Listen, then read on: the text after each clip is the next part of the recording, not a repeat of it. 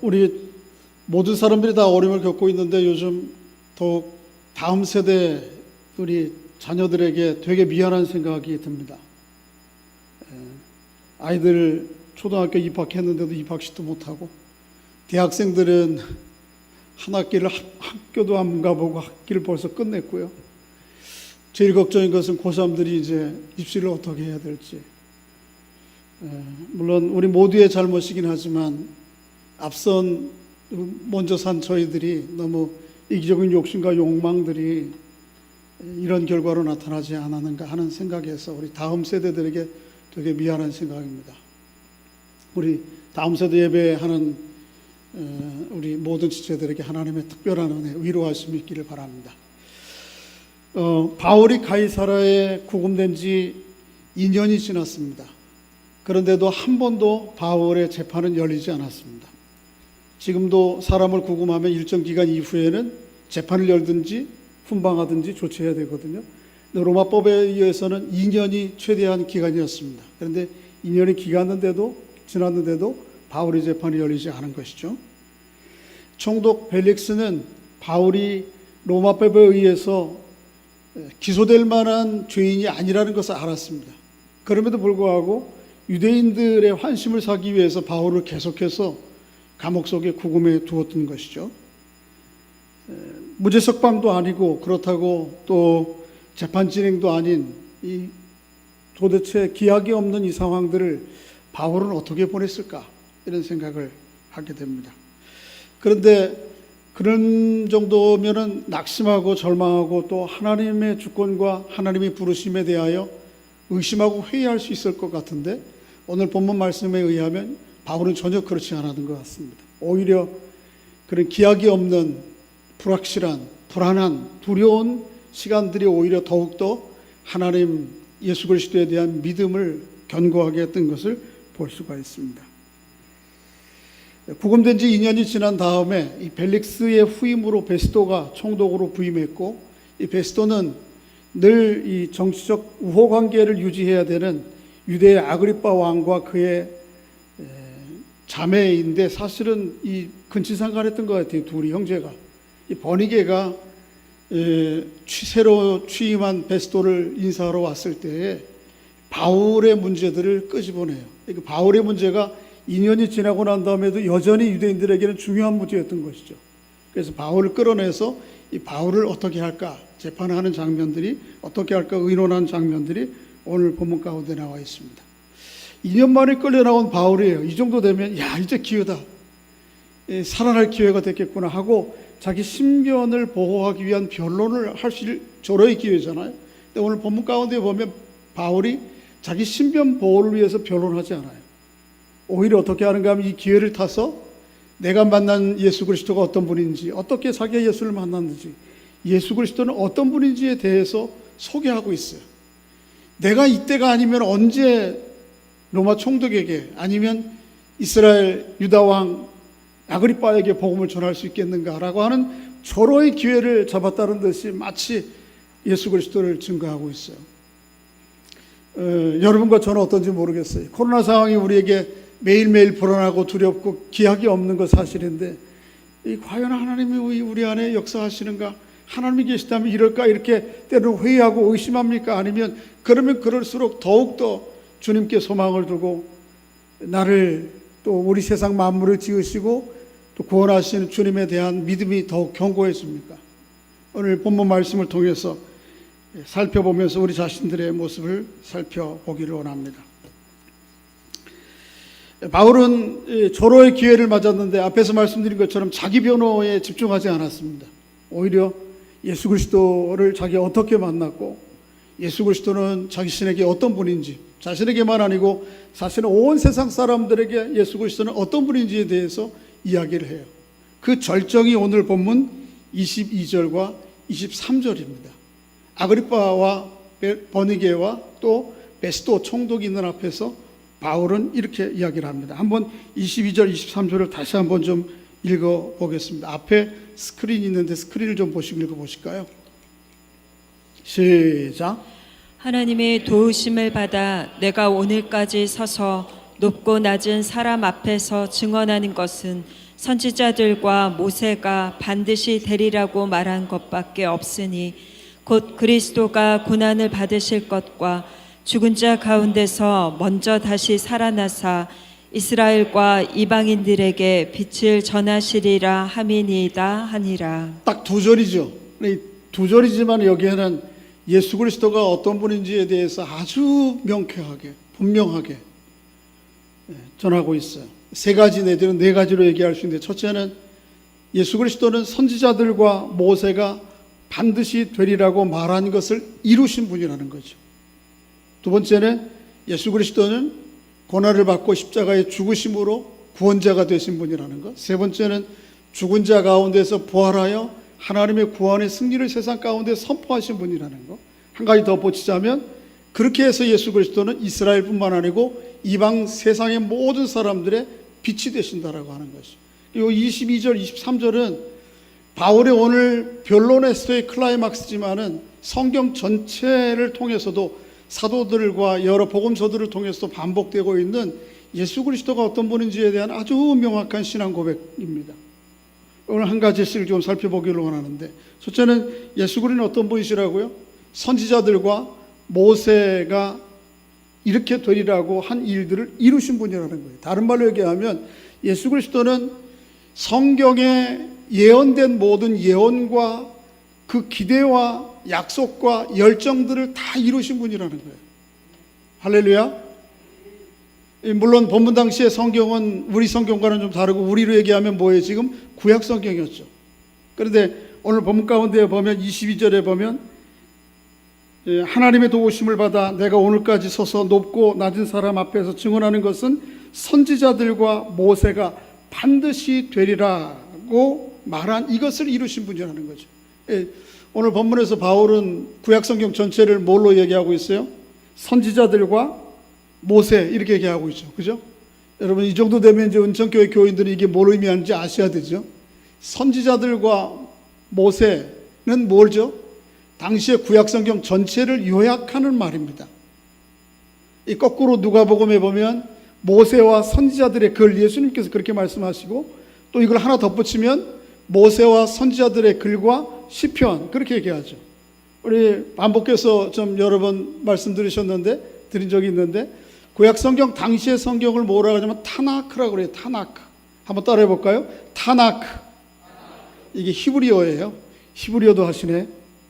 이 타나크라고 하는 말은 세 단어의 첫 마디를 모은 거예요. 첫째는 토라의 그 티 자음을 모은 것이고요.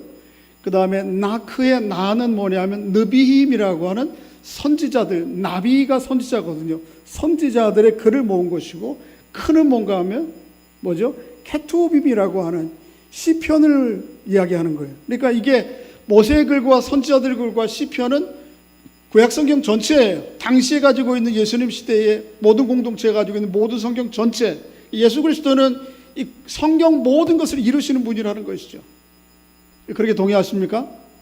성경에 있는 약속과 예언과 그 약속과 예언에 대한 기대와 열망이 무엇인지를 일일이 다 이야기할 수는 없어요. 그죠? 가장 기본적으로 하나님의 창조의 주권과 계획, 이걸 이루시는 분이라는 것이죠. 그렇죠? 또 하나님의 창조의 주권 가운데 이사야서 11장에 있는 말씀대로 깨어진 세상들이 다시 한번 하나님의 주권과 섭리 가운데에서, 여러분 그런 거 잘 아시잖아요. 그죠? 사자굴에 누가 누워도 어린아이가 손 놓아도, 그죠? 소와 이리가 표범이 함께 춤추고 놀고, 그래도 아무 이상이 없는 이런 이상적인 공동체 세상을 하나님께서 꿈꾸시는데 이걸 이루시는 분이라는 거죠. 일일이 다 이야기할 수 없어요. 공의와 정의가 마치 넘쳐나는 물과 같이, 그죠? 아모스에 있는 말씀대로 그 공의와 정의, 체데크와 미시파트가 넘치는 세상, 이걸 이루실 분이 예수님이라시는 거예요. 여러분, 예수 그리스도께서 그런 분인 걸 믿으세요? 네. 예수님의 취임 인사를 보면 그 사실을 확인할 수가 있어요. 예수님의 취임 인사가, 취임 선언, 취임식이 누가복음 4장에 나오는데, 예수님께서 회당의 안식일에 들어가셔서 이사야서 61장 1절 2절을 여시고 그걸 읽으셨어요. 그 내용이 이거예요. 한번 좀 읽어보겠습니다. 시작. 주의 성령이 내게 임하셨으니 이는 가난한 자에게 복음을 전하게 하시려고 내게 기름을 부으시고 나를 보내사 포로된 자에게 자유를 눈먼 자에게 다시 보게 함을 전파하며 눌린 자를 자유롭게 하고 주의 은혜의 해를 전파하게 하려 하심이라. 이 말씀은 하였더라. 이스라엘 백성들이 앞으로 오실 메시아, 하나님이 보내시는 최종적 구원자가 이루실 세상의 모습을 이야기하는 거예요. 그런데 예수님께서 이 말씀을 찾아 읽으시고는 21절에 뭐라고 그러시는가 하면 이 말씀이 오늘 너희에게 임하였느니라 그렇게 말씀하셨어요. 다른 말로 얘기하면 구약성경 이사야에서 있던 이스라엘 백성들이 그동안 소망하고 기대하고 열망해왔던 이 일들이 나를 통해서 오늘 너희에게 이루어졌느니라 그렇게 말씀하시는 거예요. 예수 그리스도는 이렇게 구약의 모든 하나님의 말씀을 이루시는 분이에요. 여러분, 예수님께서 십자가상에서 마지막에 돌아가실 때 7마디 말씀을 하셨죠. 그죠? 그때 맨 마지막 마디가 뭐죠? 다 이루었다. 뭘 이루시는 거예요? 구약성경에 하나님이 가지고 계신 계획과 그의 주권과 그의 약속과 열망들을 십자가를 통해서 다 이루셨다는 것이에요. 이 이야기를 들은 오늘 본문에 누가복음에 보면 예수님의 취임 이야기를 들은 사람들의 반응이 참 놀라워요. 어떻게 했죠? 이 말씀을 읽고 이 말씀이 내게 오늘 너희에게 나를 통해서 너희에게 이루어졌다 말씀하시니까 거기 회당에 모였던 사람들이 막 화가 일어났어요. 그래서 어떻게 하는가 하면 예수를 끌고 그 마을에 경계 끝 낭떠러지기로 끌고 가서 낭떠러지게 해서 밀어버리려고 그래요. 그죠? 이게 예수 그리스도에 대한 세상의 정당한 반응이에요. 정직한 반응이에요. 정직한 반응. 정당한 반응보다는 정직한 반응이에요. 예수 그리스도가 자신이 스스로 성경에 예언되었던 모든 약속과 기대와 열망들을 이루신다고 할 때에 사람들이 보일 수 있는 반응이 바로 그것이죠. 그죠? 여러분 또 대제사장이 예수님께서 심판 받으실 때에 동일한 얘기를 하셨죠. 심판할 때 그럼 뭐라고 그랬어요? 내가 신성을 뭐 한다고요? 모독한다고. 그러니까 이런 자들은 어떻게 해야 돼요? 돌로 쳐서 죽여야 되는 거죠. 여러분 세상이 예수 그리스도에 대한 세상의 반응, 사람들의 반응은 둘 중 하나예요. 하나는 오늘 본문에 인용하고 있는 이사야 누가복음에 있는 이야기들을 듣고 예수님을 낭떠러지게 끌고 가서 죽이려고 했던 사람들인 그런 모습으로 돼야든지 예수 그리스도에 대해 돌을 들든지 아니면 마태복음 16장 16절처럼 베드로가 뭐라 그러죠? 주는 그리스도시요 살아계신 하나님의 아들입니다. 또 자기 오라버이가 죽음에서 살아난 기적의 사건들을 보고 마르다가 어떻게 하겠죠? 동일한 고백을 해요.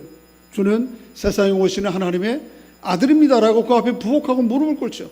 그러니까 예수님에 대한 반응은 세상의 반응은 딱 이 둘 중에 하나예요. 그 중간이 사실은 없어요. 중간에 있다고 하는 건 정직하지 않은 거예요. 정말 예수 그리스도가 구약 성경의 하나님의 모든 약속과 예언과 기대와 성취를 이루시는 분으로 알고 그 앞에 부복하고 무릎 꿇든지 아니면 이런 아니면 이런 신성모독하는 그렇게 해서 돌을 들든지 아니면 낭떠러지로 그를 밀어버리든지 둘 중에 하나예요. 여러분에게 예수 그리스도는 어떤 분이세요? 여러분에게 예수 그리스도는 어떤 분이세요?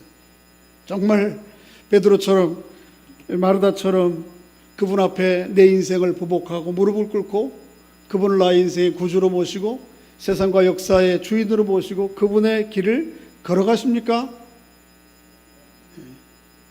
아니면 정직한 반응은 뭐라고요? 이런 정신 나간 소리 하고 있어 하고 뒤돌아서 이제 둘 중에 하나죠.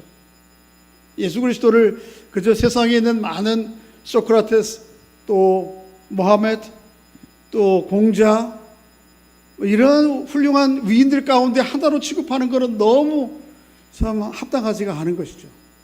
예수 그리스도를 성경의 모든 것들을 이루시는 하나님의 구원자로 믿고 동의하고 그분의 길을 가는 여러분과 제가 될 수 있기를 주의 이름으로 축복합니다. 두 번째는 예수 그리스도는 어떤 분이시죠? 십자가의 죽음을 통해서 하나님의 구원을 이루신 분이죠. 십자가의 고난을 받고 그 고난과 죽음을 통해서 하나님의 뜻을 이루신 분이라는 거예요. 여러분 저를 보세요. 구원자라고 하면 힘이 있거나 아니면 지혜가 있어야 돼요. 그죠? 이제 대통령 선거가 임박해지면 지금 우리 사회가 안고 있는 고난의 문제들을, 가장 중요한 이슈가 되어 있는 고난의 문제들을 해결할 사람들을 대통령으로 뽑습니다. 경제 문제가 어려우면 경제 문제 해결해 줄 수 있을 것 같은 사람 그 주목받아요. 정치 문제가 어려우면 이 정치 문제를 해결할 수 있을 것 같은 사람을 뽑아요. 그러니까 구원자가 되려면 힘이 있어야 돼요. 힘. 능력이 있어야 돼요. 그래서 고린도전서 1장 22절 이하에 보면 유대인들은 기적을 행하는, 표적을 행하는 능력 있는 사람을 늘 기대해 왔어요. 하나님께서 그런 능력 있는 힘 있는 사람들을 보내셔서 자신들이 안고 있는 문제를 해결해 줄 거라고 생각했죠. 그렇게 하든지, 아니면 헬라 사람들은 우리 인간의 문제들을, 공동체의 문제를 해결해 줄 것은 소피아, 지혜라고 생각했어요. 그래서 철학적 추구들이 계속 그리스 세계에서 있던 거죠. 그래서 고린도전서 1장 22절에도 헬라인들은 뭘 구한다고요? 지혜를 구하죠. 유대인들은 뭘 구하고요? 표적을 구하고. 표적이 뭔가 하면 능력을 베푸는, 기적 같은 능력을 베푸는 사람. 그런데 예수 믿는 사람은 누가 구원자라고 그래요? 그런 힘을 갖거나 지혜를 가진 사람이 아니고 십자가에 못 박힌 예수 그리스도가 하나님의 구원자라고 얘기해요. 심지어 고린도전서 1장 24절에 뭐라 그런가 하면 그 십자가에 못 박힌 예수 그리스도가 하나님의 능력이요 하나님의 지혜라, 그렇게 얘기해요. 이게 안 맞잖아요. 뭔가 좀, 그죠? 정말 우리 문제를 해결할 분들은, 해결해 줄 사람은 어떤 특별한 능력이 있는 사람이든지 특별한 지혜가 있는 사람이어야 되는데, 세상은 다 그런 사람들을 주목하고 그 사람들을 기다리고 그 사람들을 따라가는데, 예수 믿는 사람들은 엉뚱한 소리 하는 거예요. 십자가에 못 박힌 아무 맥 없이, 힘 없이 그가 하나님의 능력이요 하나님의 지혜라. 좀 설명이 좀 필요하죠. 그죠? 그래 이해가 될 거 아니에요? 르네 지나르라고 하는 인류 사회학자, 인류학자면 사회학자예요. 인류의 또 사회에 이루어지는 일들을 보면서 개인과 세상이 돌아가는 그 맨 밑에 꿈틀거리는 세상으로 움직이는 힘, 이 동력, 작동 원리가 무엇인지를 평생 동안 천착한 연구하고 살펴본 사람이에요.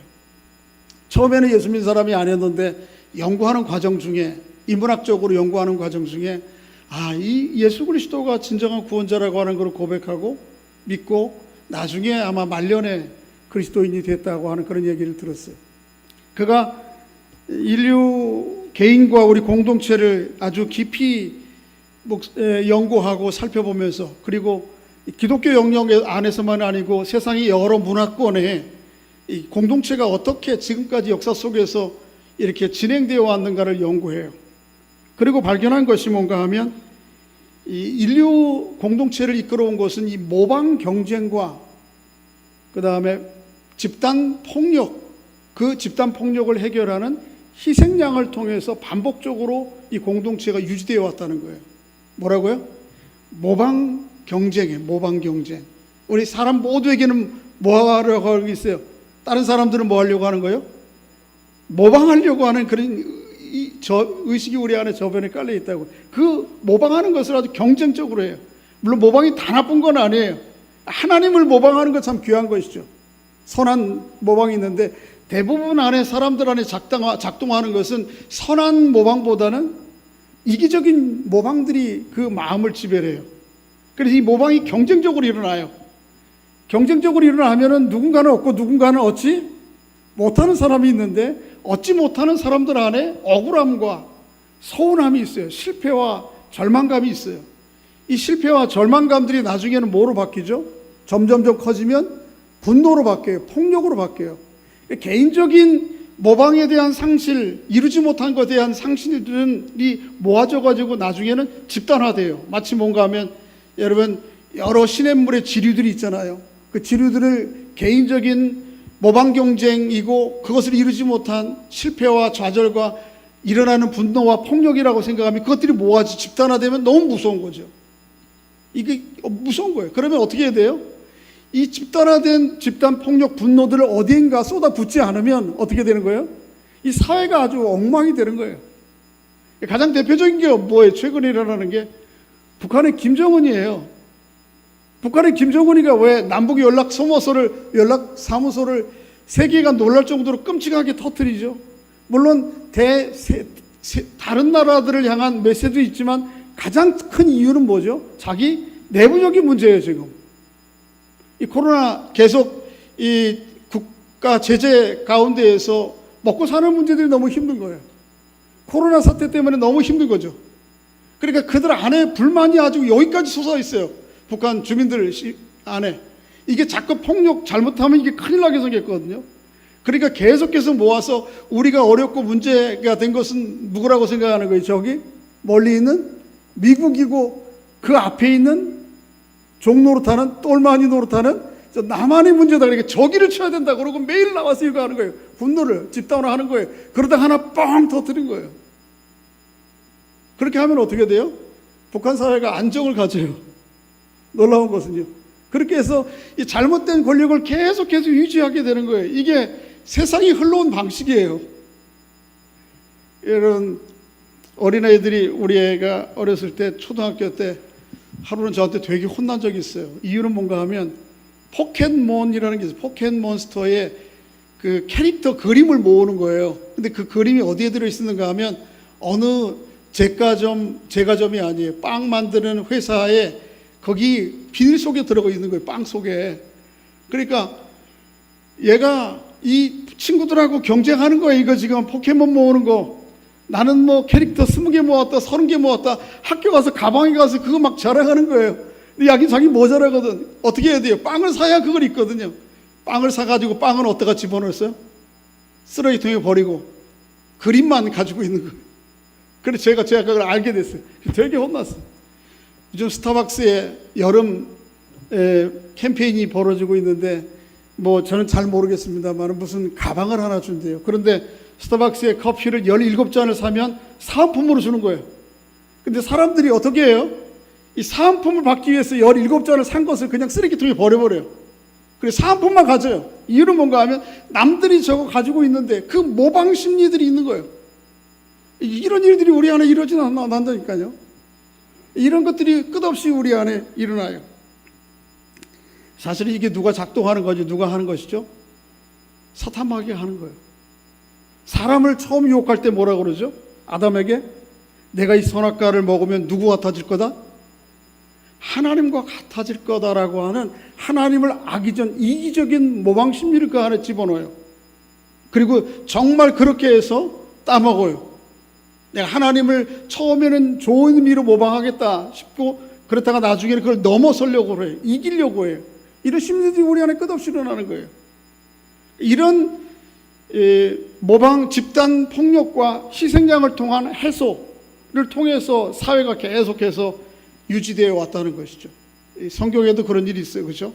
자, 예수님을 심판하고 있는 대제사장 집단들이 어떻게 이 문제를 풀어가는지 한번 읽어볼까요? 요한복음 11장 48절 50절인데 시작.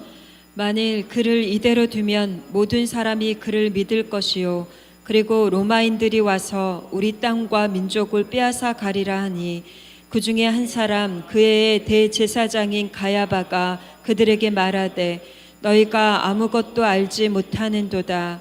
한 사람이 백성을 위하여 죽어서 온 민족이 망하지 않게 되는 것이 너희에게 유익한 줄을 생각하지 아니하는도다 하였으니. 희생양 대신 예수 그리스도가 진짜 죄인인지 아닌지 관심이 별로 없어요. 뭐 하면 되는 거예요? 그에게 다 우리에게 있는 문제들을 쏟아 부으면 로마로부터 우리 땅과 우리 민족을 지킬 수 있다. 또 다른 이 이면에 숨겨진 건 뭐죠? 다시 자신들이 가지고 있는 권력을 계속해서 유지할 수 있다라고 하는 것 때문에 사람들을 선동하는 거예요. 그래서 그 희생양에게 자기들 안에 있는 분노와 이루지 못한 폭력을 한꺼번에 다 가해요. 이게 성경적인 것도 있고 문화적인 것도 있고 그래요. 우리 수요일 날 속죄일에 아사살이라고 하는 염소 보내는 거 있죠. 그것도 일종의 그런 좀 다른 측면에서 봐야 될 부분이 있지만요. 이런 것이죠.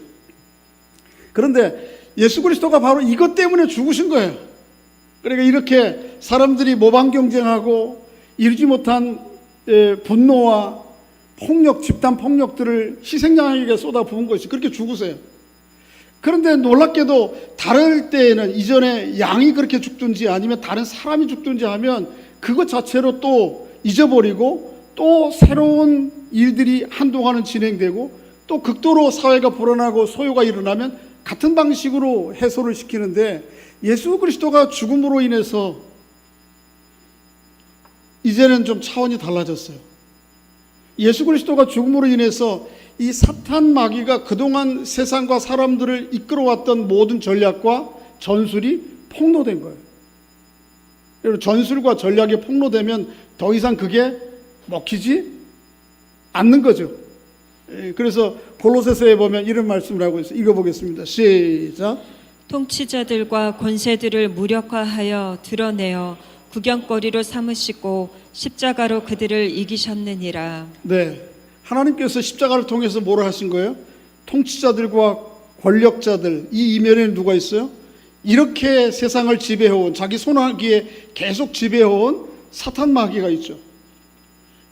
그 사탄 마귀의 권력들을, 전술과 전략들을 어떻게 하죠? 무력화한 거예요. 폭로시킨 거예요. 그리고 뭐예요? 그게 참 그 전략과 전술이 지금까지 잘 먹혔는데 너무 웃음거리가 되어버린, 구경거리가 된 거죠. 최소한 누구에게?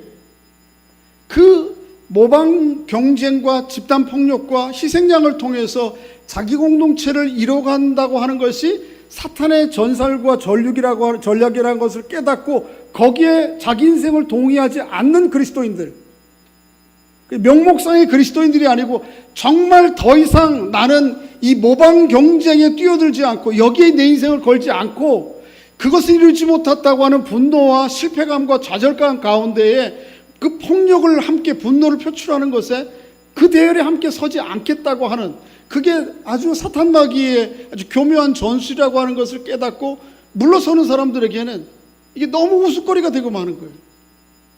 예수 그리스도가 어떻게 해서 고난받고 십자가에 죽으신 예수 그리스도가 구원자가 되시는가 하면 이것을 통해서 그런 거예요. 십자가의 죽음을 통해서 뭐를 폭로해요? 그동안 인류와 세상을 지배해왔던 사탄 마귀의 전술과 전술들을 완전히 백일화해 폭로시킨 거예요. 더 이상 예수 믿는 사람들에게 이게 먹히지 않는 거지. 단지 명목상의 그리스도인이 아니고 어떤 사람들을 얘기하죠? 맞습니다.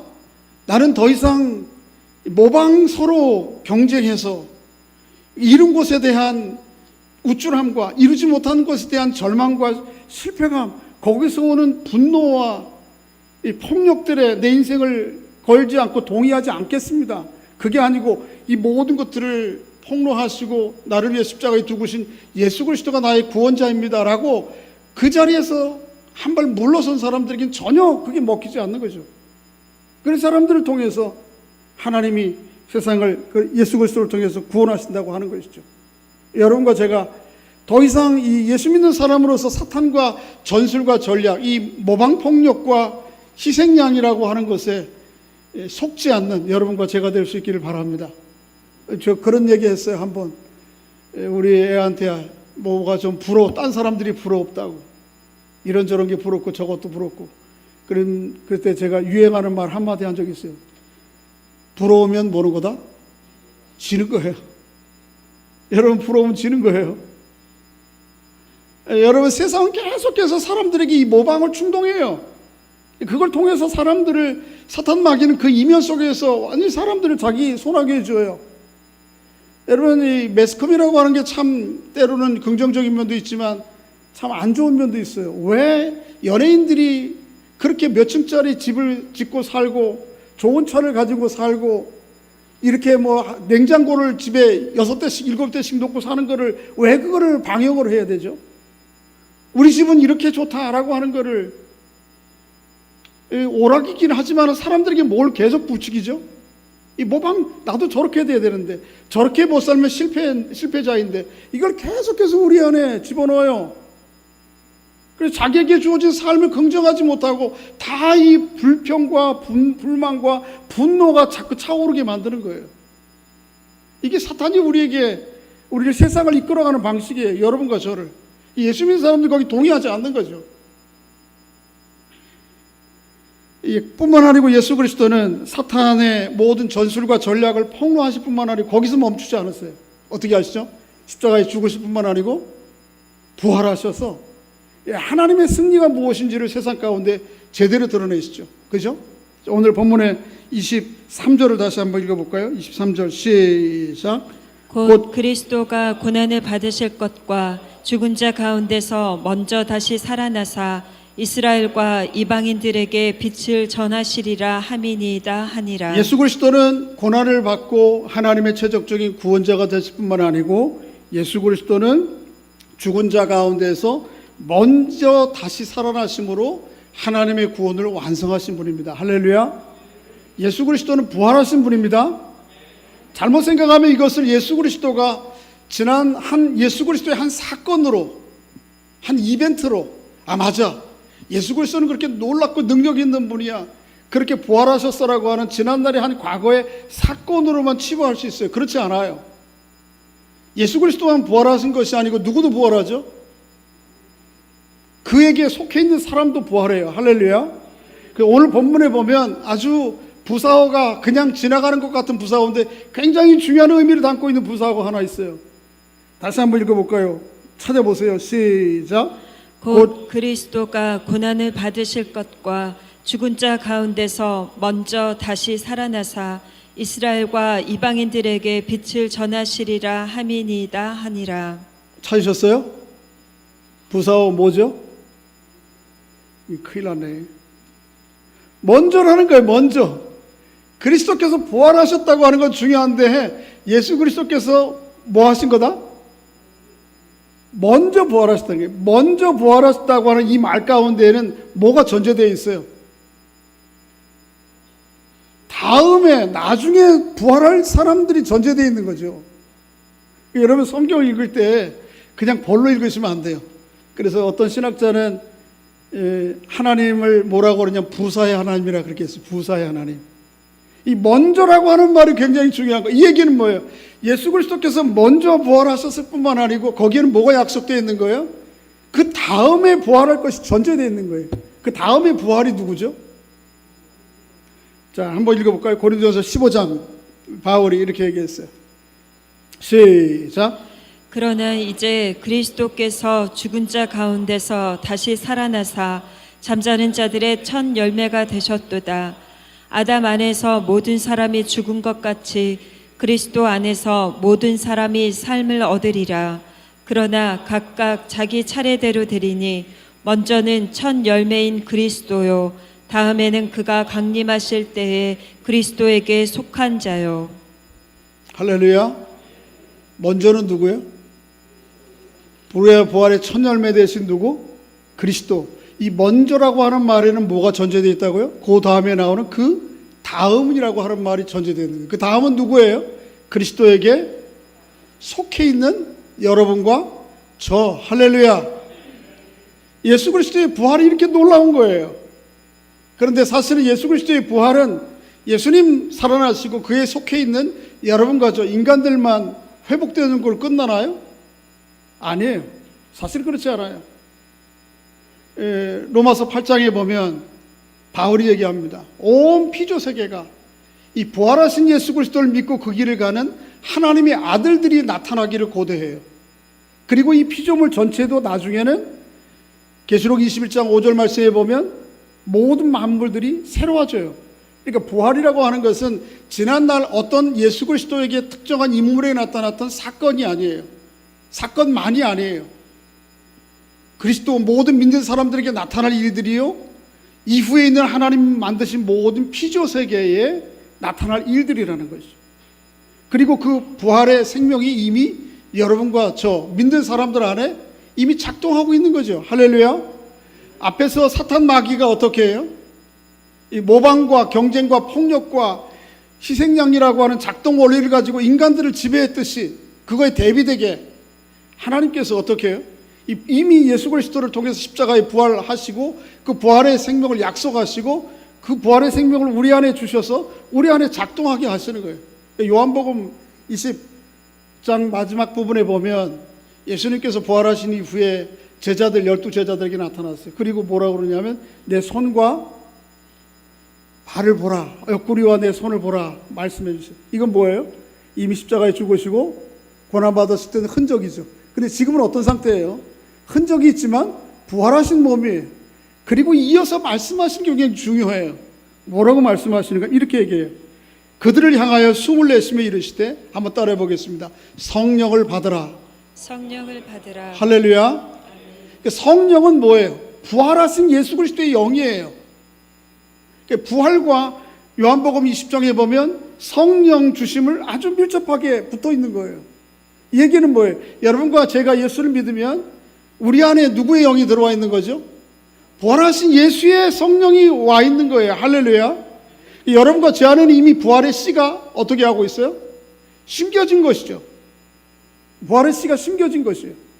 부활의 씨를 봄에 심으면 여름이 가면 싹이 나고 잎이 자라다가 가을이 되면, 한여름이 되면 그 나무의 본 모습이 제대로 다 드러나고 가을이 되면 열매 맺듯이, 그런데 이미 부활하신 예수 그리스도의 생명이 믿는 사람들 안에 이미 심겨진 거죠. 무엇으로?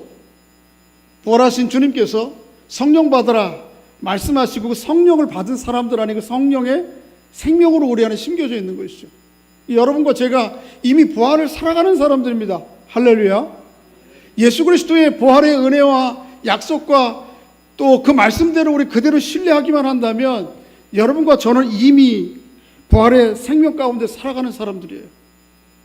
그리고는 이 부활의 생명 가운데 살아가는 사람들의 삶을 통해서 온 세상 만물들이 하나님이 새로이 지음 받는 세상으로 바뀌어져 가는 것이죠. 물론 우리의 눈앞의 현실은 만만하지 않아요. 그럼에도 불구하고 이것은 주님의 약속이에요. 주님의 계획이에요.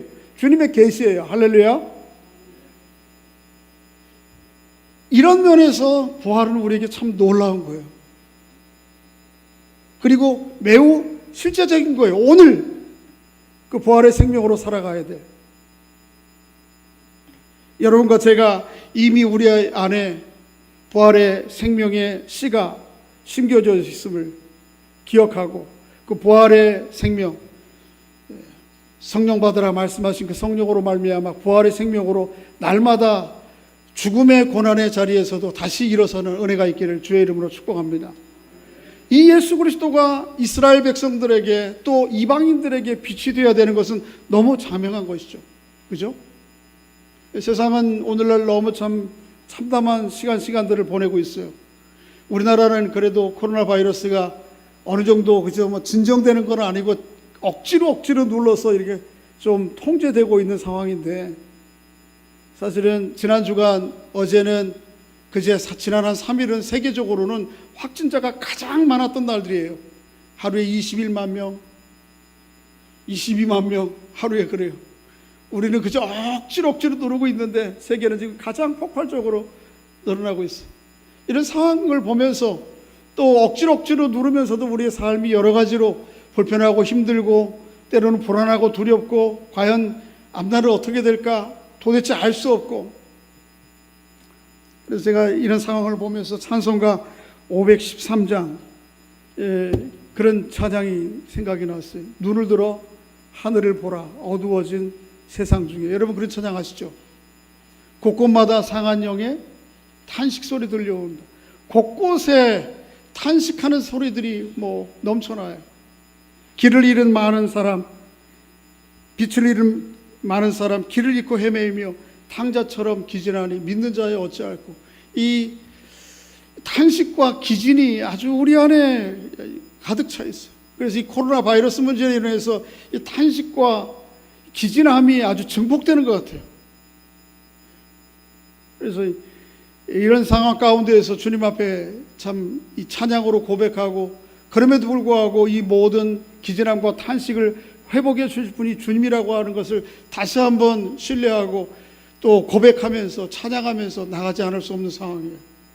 여러분과 제가 그런 마음으로 찬양 1절과 2절만 한번 해볼까요? 512장입니다.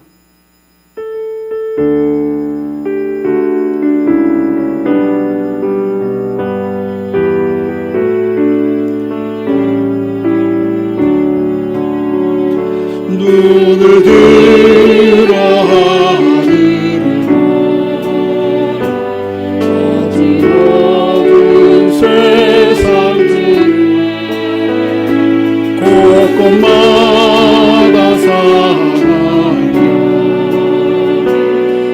탄식 소리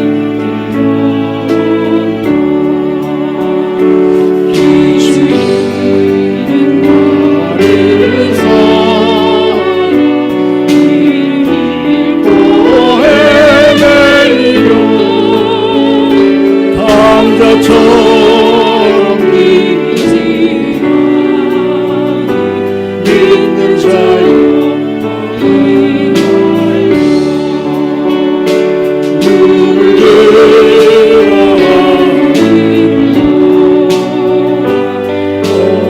어두워진 세상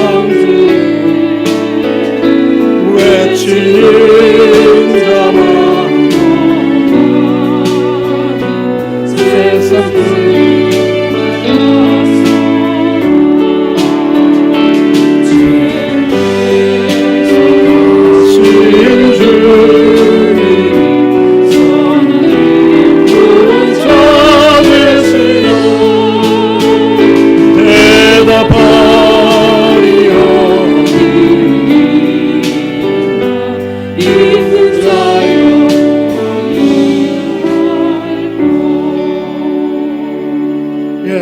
빛을 잃고 어두움 가운데에서 탄식하는 세상, 누가 구원할 수 있을까요? 우리 안에 특별한 능력을 가진 사람 나타나서 초인적 능력을 가진 사람이 나타나면 우리 문제를 해결해 줄까요? 아니면 그리스 사람들이 추구했던 것처럼 세상의 지혜와 지식이 이 문제를 해결할까요? 이미 우리 사람들이 가지고 있는 집단 지성은 AI가 뛰어넘었죠. 이 AI가 우리의 문제들을 해결해 줄까요? 아니죠. 세상의 유일한 구원자는 살펴본 것처럼 누구밖에 없어요? 하나님의 모든 약속과 기대와 열망들을 이루실 예수 그리스도. 할렐루야. 십자가에서 사단의 모든 괴략들을 전략들을 폭로하신 예수 그리스도. 할렐루야. 십자가에 죽으셨을 뿐만 아니고 부활하셔서 처음 시작한 부활의 회복의 은혜와 능력들을 믿는 사람들 안에서 이루어 가시는 예수 그리스도를 통해서만 가능한 것입니다. 이 예수 그리스도를 어떤 고난의 역경의 자리에서도, 환경 가운데에서도 더욱 신실하게 신뢰하시고 그분에게 소망을 두고 살아가는 여러분과 제가 될 수 있기를 바랍니다. 2년의 구금 기간 동안 바울은 어떤 소망도 어떤 기대도 도대체 풀려나는 것도 또 재판의 진행도 없는, 기약 없는 시간들을 보내요. 이런 상황 가운데에서 두렵고 불안하고 낙심하고 절망하고 하나님의 주권과 계획을 의심할 수 있는데 바울은 그렇지 않았어. 그러면 그럴수록 더욱 예수 그리스도에 대한 믿음은 분명했어요. 어느 날 갑자기 베스도와 아그리파 앞에 끌려오고 입에서 터진 말이 바로 오늘 본문이에요. 주저함 없이. 왜 그래요? 그가 감옥에 있으면서도 매 순간마다 이 예수 그리스도에 대한 믿음과 소망을 잃지 않은 거예요. 툭 치면 나오는 것처럼 예수 그리스도가 나왔던 것이죠. 바울처럼 여러분과 지금 제가 살아가는 이 시간들이 기약이 없어요. 불안하고 두렵고 염려하고 근심되고 그렇게 하겠습니까? 아니면 바울처럼 더욱 분명하게 예수 그리스도께 소망을 두고 그 믿음 가운데 살아가겠습니까? 이미 우리 안에 시작된 구원, 완성하실 주님을 바라보면서 그분께 소망을 두고 그분이 우리의 유일한 빛이라고 생각하고 소망하며 살아가는 남은 생에 될 수 있기를 바랍니다. 시편 36편에 있는 말씀으로 우리의 마음의 신앙의 고백을 하고 마치도록 하겠습니다. 한번 읽겠습니다. 시작. 진실로 생명의 원천이 주께 있사오니 주의 빛 안에서 우리가 빛을 보리이다. 한 번 더 시작. 진실로 생명의 원천이 주께 있사오니 주의 빛 안에서 우리가 빛을 보리이다. 이번 한 주간도 그렇게 주님과 함께 동행하고 승리하는 한 주간 될 수 있기를 주의 이름으로 축복합니다. 말씀을 생각하시면서 우리 기도하겠는데요. 기도 제목 좀 보여주실까요? 시작. 바울의 기약 없는 2년의 구금같이 우리 삶이 불확실하고 불안해도 그럴수록 바울같이 주 예수 그리스도를 더욱 견고하게 신뢰하게 하옵소서. 성경의 모든 기대와 약속과 열망을 성취하시고 십자가와 부활을 통해 우리를 구원하신 빛 대신 예수 그리스도를 날마다 바라보게 하옵소서. 코로나 바이러스로 인해 어려움을 겪고 있는 우리 모두를 불쌍히 여겨 주옵소서. 이 상황을 통해 하나님 뜻이 어디에 있는지 깨닫게 하옵소서. 네, 말씀을 좀 생각하시면서 한 2분 같이 각자의 자리에서 좀 기도하시고, 특별히 가정에서 예배드리시는 분들 자녀들이 있다면 자녀들을 좀 안아주시고 함께 기도하고 마치겠습니다. 함께 기도하겠습니다.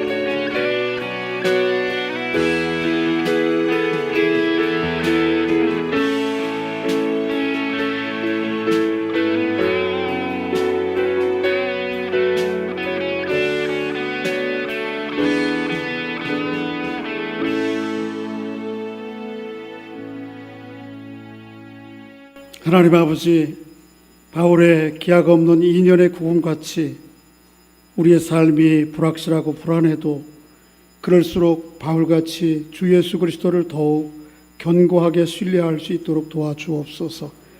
성령의 모든 기대와 약속과 열망을 성취하시고 십자가와 부활을 통해 우리를 구원하신 빛 되신 예수 그리스도를 날마다 다시 바라보게 해 주옵소서.